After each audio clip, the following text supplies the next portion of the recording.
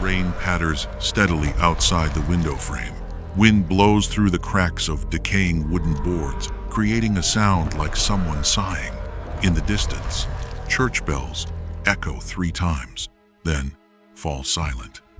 When the sun sets and the streets sink into darkness, there is one place that remains awake.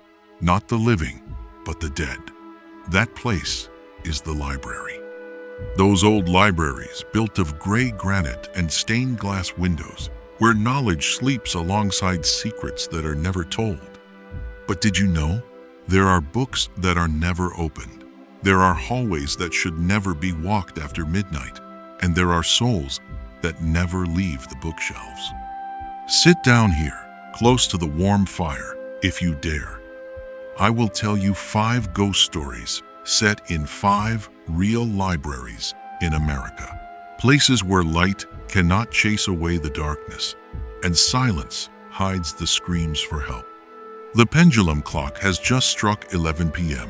Close your eyes if you are afraid. But even if you hide, these stories will still find you.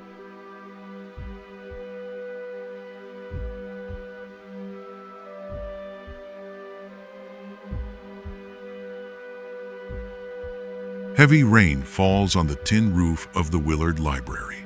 Thunder rumbles in the distance like the footsteps of a giant walking across the sky.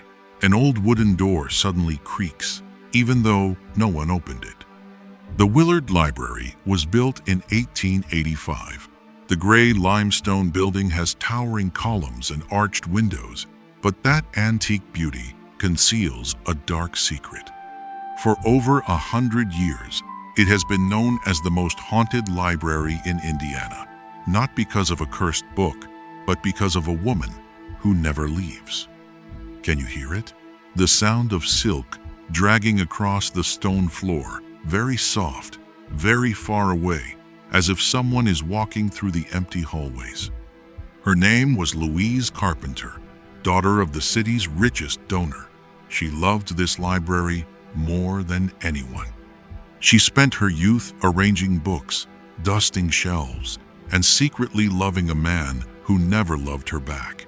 When her father died in 1883, everything collapsed. The will did not mention her name. All the fortune went to her older brother, a man who had never set foot in the library even once. Louise screamed in the main reading room. Her cries shattered among the towering bookshelves. She smashed 2 oil lamps, oil spilling onto the floor and reeking.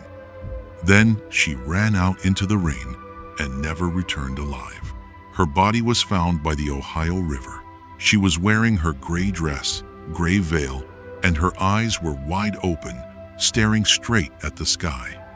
River water lapped gently at her feet, as if trying to pull her down one more time, but her soul came back. One stormy night, just like tonight, a young librarian named Rachel volunteered to stay late. She wanted to reorganize the rare books section on the 3rd floor, the area no one dared enter after 8 p.m. Rachel told herself, "They're just old books, nothing to be afraid of." The sound of her leather shoes echoed on the wooden floor, each step making a dry crack like breaking a rotten branch. She started with the first shelf, dusting rag in hand. Then she heard crying. Not a child's cry, not an adult's either. It was sobbing that came from a throat that had been dry for a very long time. Each hiccup broke out, then fell silent, then broke out again. Rachel stood frozen. She picked up her flashlight. The beam swept across every shelf, every wall, every window. No one was there. But the crying continued, this time clearer and closer. Then she heard footsteps, very slow, as if someone was walking from the far end of the hallway toward her. Each step stretched into eternity. Rachel should have run, but her feet would not move, as if an invisible hand had nailed her to the floor. She turned her head slowly and saw a tall woman in a long gray dress that swept the floor, a gray shawl covering her shoulders, and a gray veil. She stood by the last bookshelf, her back to Rachel. Rachel whispered, lips trembling, "Who are you? The library is closed." The woman did not answer. She slowly turned around, the sound of her neck bones cracking like splintering wood. When she fully faced Rachel, Rachel saw that under the veil there was no face. Only a patch of darkness and two eyes, two cold glowing dots like stones at the bottom of a well. She took a step. Each footstep made no sound, but Rachel could feel the floor vibrate faintly, like the heartbeat of a dead person. Rachel screamed and lunged toward the stairs. Her shoes slipped on the damp wood. She nearly fell. Behind her, the sound of silk dragging grew faster.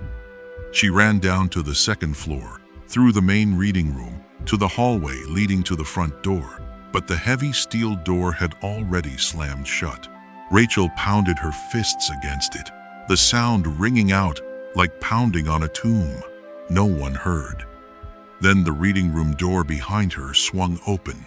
No wind, no one there, just darkness. And inside that darkness, the gray shape. The woman stood at the threshold, her feet not touching the floor, hovering an inch above the ground. Her veil fluttered, though there was no wind. Her voice did not come from her mouth, but from everywhere in the room. "This is mine. All of this is mine." Rachel curled up at the foot of the steel door, closed her eyes, prayed, and wept. Then everything fell silent. The next morning, colleagues found Rachel unconscious among the rare books. Her hair had turned completely white. Her eyes were wide open, filled with terror.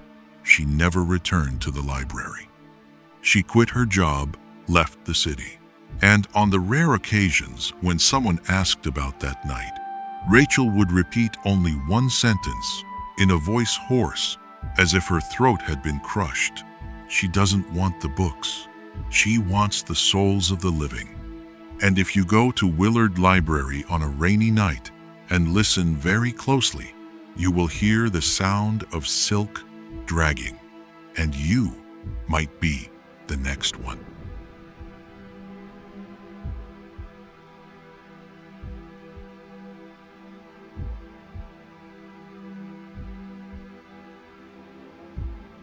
Imagine standing in the middle of the Wyoming desert. No trees, no houses, only wind, sand, and a pitch-black sky. And in the middle of that solitude stands a building, the Sweetwater County Library. On the outside, it is peaceful, but beneath its foundation lies something you never want to see. Because this library was built on top of an old cemetery from the pioneer era, where the poor, prisoners, and the forgotten were buried.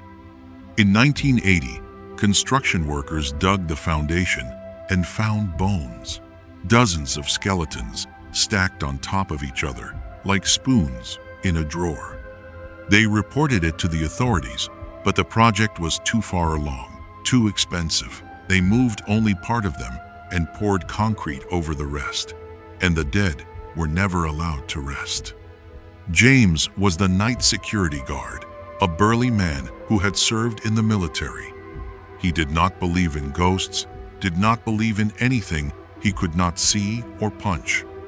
James often said, "Strange noises are just mice. Bad smells are clogged pipes. A white shadow gliding by is just light reflecting off a window." But everything changed one November night. It wasn't raining, but it was bone cold. The temperature dropped below freezing. James's breath turned into white wisps rising to the ceiling. He started his shift at 10 p.m., checked the first floor, the second floor, the third floor. Nothing unusual. Then he went down to the basement, where the oldest books were stored and where no one went after 11 p.m. At exactly 1 a.m., James's watch alarm went off. He was about to go up to the ground floor to make coffee when he heard music. Not music from his radio, nor from someone's earphones. It was an old funeral dirge, like from a 19th century phonograph, a woman's voice, high and piercing but shattered, like singing from under a grave. James walked toward the newspaper area. The door had been locked for 3 years, ever since the local paper ceased operations, but now it stood wide open. James poked his head in. In the pitch-dark room, an old radio on a wooden table was playing, not plugged in. The power cord had been cut long ago, still playing, that funeral song. James stepped closer, intending to turn it off. But when his fingers touched the dial, the music stopped abruptly, and instead, a stench filled the air. The stench of rotting corpses, of decaying flesh, of damp bones, of dug-up grave soil. That smell rose from the concrete floor as if something was crawling up. James backed away and ran toward the stairs, but as he put his foot on the first step, he heard knocking from under the floor, from beneath the concrete. Tap, tap. 3 steady taps, like someone knocking on a coffin from the inside. James ran faster. Second step, third step. Then, on the 5th step, a hand reached up from below. Not a living hand. It was a rotting hand, skin peeling, white bone showing, fingernails long and jagged. It grabbed James's ankle, cold as ice, cold as death itself. James lunged upward, kicked hard. The hand shattered, but the fingers still clung. He dragged himself, carrying that rotten hand, up to the ground floor, gasping. He looked down. The hand had vanished. Only 5 dark bruises remained on his ankle, shaped like 5 fingers. James was about to call for help on his phone when he heard from the basement the sound of hundreds of footsteps at once, as if all the dead beneath the foundation had risen and were climbing up. The basement door burst open, and they appeared. Dozens of shadows, men, women, children. They wore 19th century clothes, torn dresses, threadbare coats, holy shoes. But their eyes were all the same, pitch black, no pupils, no color, only infinite darkness. In unison they spoke, their voices raspy, like sand flowing through broken teeth. "Give us back our bones." James passed out, collapsing on the floor of the main reading room. The dark figures stood around him, staring down in silence until dawn. The next morning, staff found James curled up like a child. All over his body, arms, legs, back, hundreds of bruise marks in the shape of hands, as if he had been embraced by an entire cemetery. James resigned that same morning and moved to another state, but the bruises never went away. After this incident, the Sweetwater County Library began recording all strange phenomena. They bought a thick black notebook and called it the Ghost Book. The first page was James's account. The second, a librarian who saw a figure sitting on a shelf. The third, a student who heard her name called from the basement. That notebook grows thicker every year, and if you ever visit that library, do not ask to see it, because anyone who reads it at night will hear knocking from beneath their feet.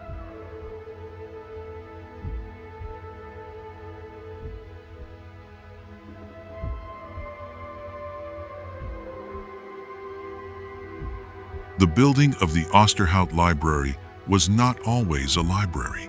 Before, it was an old church built on land that had been a battlefield during the American Revolution. They say that under 3 layers of brick and 2 layers of granite, bullets still remain, and the souls of soldiers who died on that very spot have never left. One of them is an unknown martyr. People often see his dark figure gliding through the long hallway at night, a tall shadow in a torn uniform, headless. But the most terrifying spirit is not the soldier. It is the librarian. No one knows his name, only that he worked here from the 1920s until his sudden death in 1947, a heart attack that struck just as he was chasing a group of noisy students out of the reading room. He was buried in the cemetery across the street, but his soul returned to the library that same night. Security guards say they still hear his footsteps, creak, creak, on the second-floor hallway after 10 p.m. The jangling of keys, though no one holds them, and sometimes a loud shh from behind a bookshelf when someone speaks too loudly. But there is one place he guards more fiercely than silence: the secret door. Lily was a history student, 22 years old, ambitious, and did not believe in ghosts. She came to the Osterhout Library to research local battles and asked the head librarian for permission to stay after closing. The head librarian looked at her, shook her head, and said, "You should not stay past 9 p.m. There are things not meant for the living." Lily laughed. She thought the old woman just wanted to go home early. She stayed. Around 8 p.m., darkness began to fall. Lily sat in the silent reading room under the yellow glow of a desk lamp, reading a handwritten war diary in brown ink, when she heard the rustle of pages being turned, swish, swish, swish, from the hallway. Lily thought someone else was also staying late. She stood up, opened the reading room door, and stepped into the hallway. No one was there. The hallway stretched long and dark. At the far end stood a wooden door Lily had never seen before. She knew every nook of this library. She had been here hundreds of times. That door had never existed. Lily walked closer. The brass doorknob was covered in greenish dust. She turned it. The door opened without a sound. Inside was a spiral stone staircase leading deep underground. The smell of mildew and the smell of fresh blood rose from below. Lily could have turned back, closed the door, and left. But curiosity killed the cat, and tonight it would kill Lily. She stepped onto the first step. The stone was freezing cold, penetrating her shoe soles. Second step, third step. The deeper she went, the thicker the air became, as if someone was breathing with her. Finally, she reached an underground chamber. On the walls, lines of Latin script glowed a faint green, like the ink of dead fireflies. In the center of the room stood a stone table, and on the table an open book. Lily walked over and bent down to look. It was not printed text. It was handwriting in blood, and the blood was still wet. She stepped back, and then the door above slammed shut. The sound reverberated underground like thunder inside a coffin. Then an old, hoarse voice came from the wall behind her. "You are not allowed in here." Lily turned. A figure was slowly emerging from the stone wall. He was old, very old, his face wrinkled like a dried apple, his eyes white and pupilless. He wore an old vest coated in grave dust, and in his hand a bunch of iron keys covered in rust. Each key jingled, though he did not move. He took a step. Each footstep left a dent in the stone floor, as if he weighed as much as the entire building. Lily bolted up the stairs, climbing faster than she ever had. Behind her, the jingling keys grew closer. 10th step, 15th, 20th.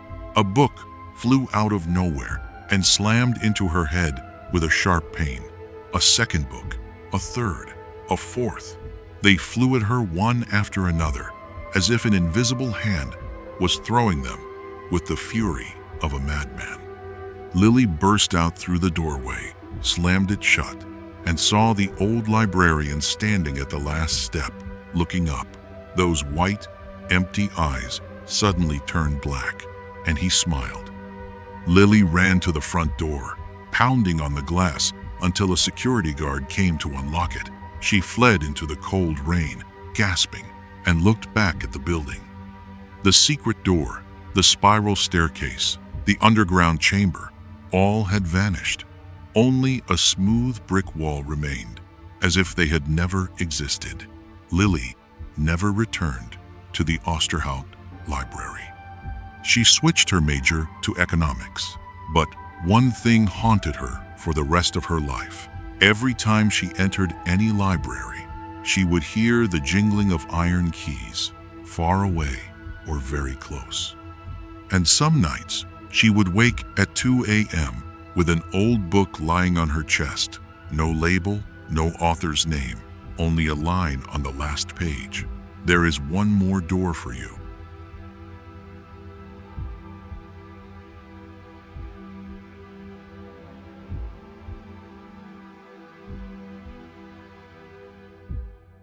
Danvers. Today, it is a peaceful town with old houses and clean sidewalks. But 300 years ago, it had another name, Salem Village, the site of the most notorious witch hunt in American history. The accused women were hanged, crushed under stones, burned alive, and their burial place was not a cemetery, but wasteland at the edge of the woods under old oak trees. One of those spots lies directly beneath the Peabody Institute Library. Daniel was a literary researcher, 32 years old, solitary, and obsessed with witch stories. He believed that the 1,692 trials were not mass hysteria, but the truth. He came to the Peabody Institute Library to find evidence. An elderly librarian named Martha handed Daniel a book. Not an ordinary book. The cover was bound in leather, but not cow or sheep leather, human skin. Daniel shuddered when he touched it. Martha said, "This diary was found in the basement in 1971. It belonged to a woman executed for witchcraft. Her name was Agatha." Daniel asked, "What did she write with?" Martha looked straight into his eyes, with her own blood before she was burned. That night, Daniel stayed in the library. He brought a desk lamp, a notebook, and a tape recorder. He sat in the most secluded corner on the 3rd floor, a place without windows. Just him, the diary, and silence. He opened the first page. The blood had turned dark brown, but was still readable.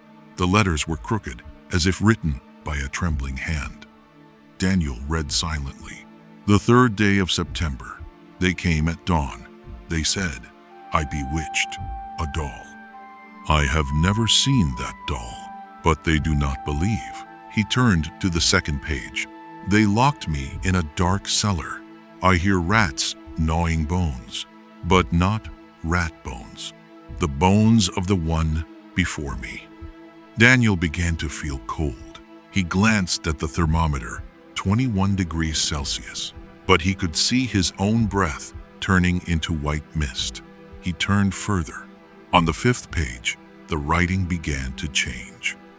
It was no longer Agatha's handwriting, but Daniel's own. He had never written those lines, yet they were appearing, letter by letter, as if an invisible hand was writing. Daniel read aloud. "Daniel will die at midnight. His heart will stop, and his soul will remain here forever." He threw the book onto the table. The book fell open, and from between the pages, a dark, blackish cord emerged. It was not rope, nor a snake. It was an umbilical cord, still wet with blood, still smelling of a fetus that had rotted for 300 years. The cord crawled out of the book, slithered across the table, then climbed up Daniel's arm. It wrapped around his wrist and tightened. Daniel screamed. He tried to pull away, but the cord only squeezed harder. Blood from his wrist dripped onto the cord, and the cord drank it like an unborn child nursing at its mother. The desk lamp went out. The room plunged into darkness, and in that darkness, a woman's black shadow appeared. She was tall, thin, hair long and gray. Her face was deformed, eyes bulging, mouth sewn shut with black thread. From the stitches, Blood still oozed slowly. She did not walk. She glided to Daniel's side, raised a skeletal hand with fingers twice as long as a normal person's. She opened her mouth. The threads snapped one by one. Her mouth stretched wide enough to fit a human head, and from inside that mouth came a voice that was not a woman's, but the voice of hundreds of souls in unison. You have read the curse. Now you belong to me. The umbilical cord tightened around Daniel's throat. He could not breathe. His eyes began to turn white. His head swam, and he saw strange images. A great fire, a woman tied to a stake, screams, the smell of burning flesh. With a final shred of hope, Daniel reached for the table, grabbed a pencil, and stabbed it into the diary. The sound of the pencil piercing human skin, a dry thump, and the entire room flashed white. The light did not come from a lamp. It was light from another world. A shriek, like 1,000 bats, rang out for an instant, then died. Daniel opened his eyes. The umbilical cord was gone. The black woman was gone. On the table, the diary was burning with blue, smokeless flames, consuming page after page until only a pile of ash remained. That ash was shaped like a hand. 5 fingers spread wide, as if waiting for someone to take hold. Daniel ran out of the library and never returned. But on his arm, where the cord had wrapped, a black mark remained. And for a whole month, tiny letters appeared on that mark, then faded, then reappeared. The last line before his skin healed completely read, "You will come back." Daniel moved, changed his name, gave away all his books. But every night he dreamed the same dream. A dark cellar door, the sound of someone writing inside. And when he stepped in, a pen wrote by itself on blank paper, "Long time no see, Daniel. A."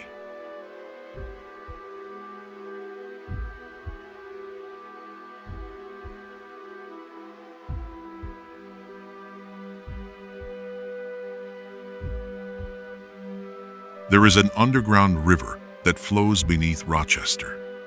No one knows where it begins, no one knows where it ends.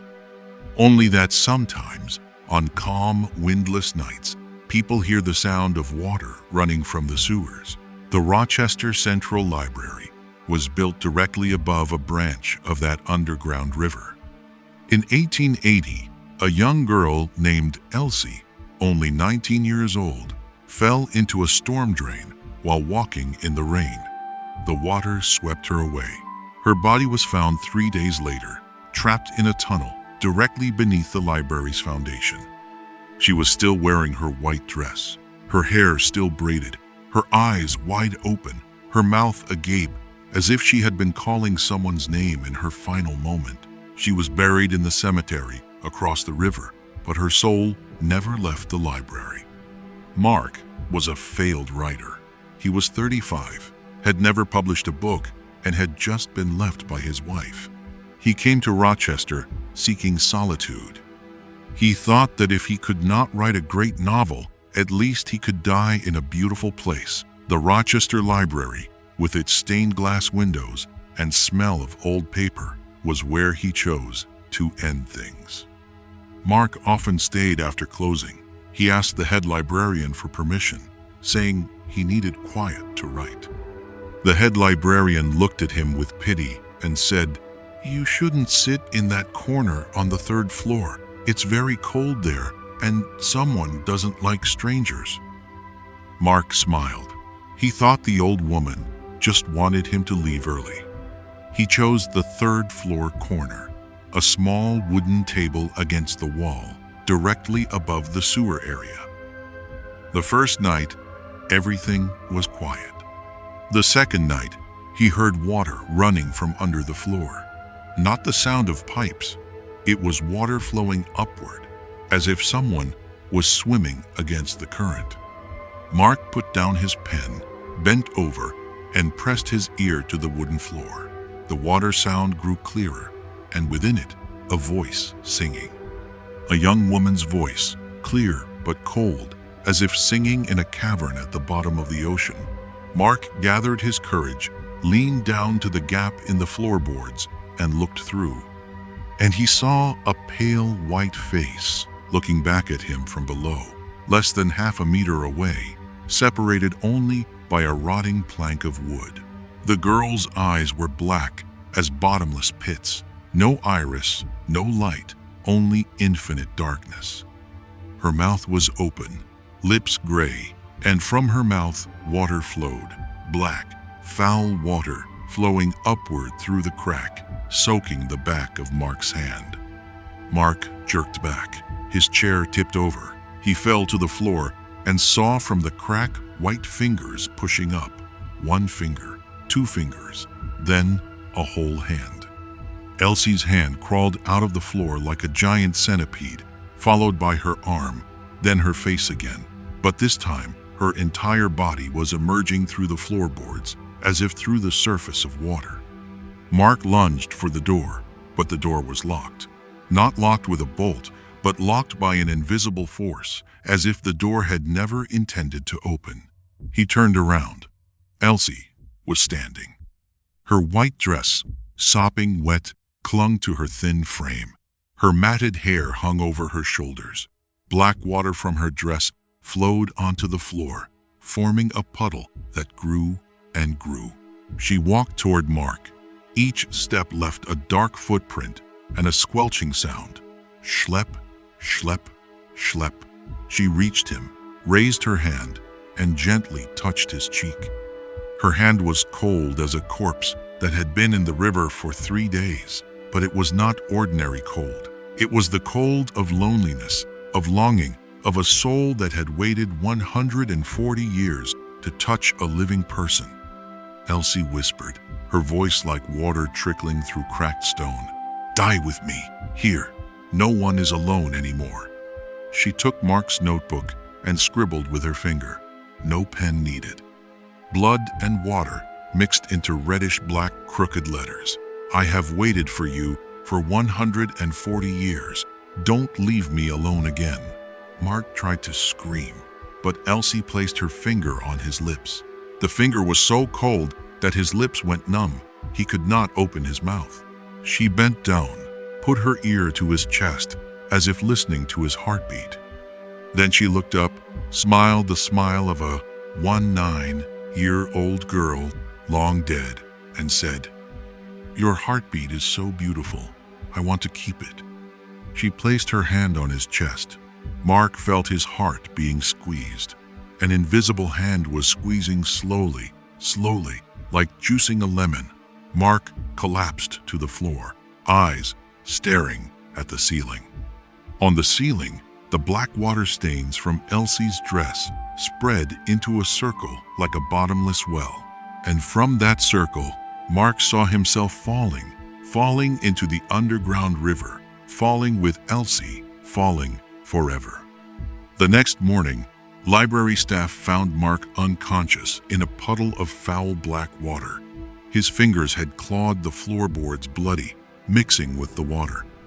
Beside him, his notebook lay open to the last page. On the white paper, a small handprint and a line of text. You promised to stay. I will wait, even if I have to wait another 140 years. Mark survived, but he could no longer speak. Doctors said it was psychological trauma, but Mark knew his tongue was not damaged. It had only been frozen by the cold of Elsie's touch. Every night in the psychiatric hospital, Mark tapped rhythms on the wall. 3 long taps, 2 short taps, over and over. The nurses thought it was a nervous tic, but it was actually a distress signal, or perhaps a call back to the library. No one knows. All that is known is that on rainy nights, when Rochester sinks into darkness, people still hear singing from the sewers. And late-night walkers swear they see through the 3rd-floor window of the library a white figure embracing a dark figure, swaying gently as if they were dancing a waltz under the cold moonlight. 5 stories, 5 libraries, 5 deaths that never truly end. Louise Carpenter still wears her gray dress, wandering among the bookshelves. The skeletons under Sweetwater County still knock from beneath the foundation. The old librarian still shushes noisy patrons with his jangling iron keys. Agatha still writes curses in blood from her human skin diary. And Elsie, that 19-year-old girl, still waits under the underground river for a lover who never comes. If you ever visit those libraries, go during the day, smile at the librarian, borrow a book, and leave before dark.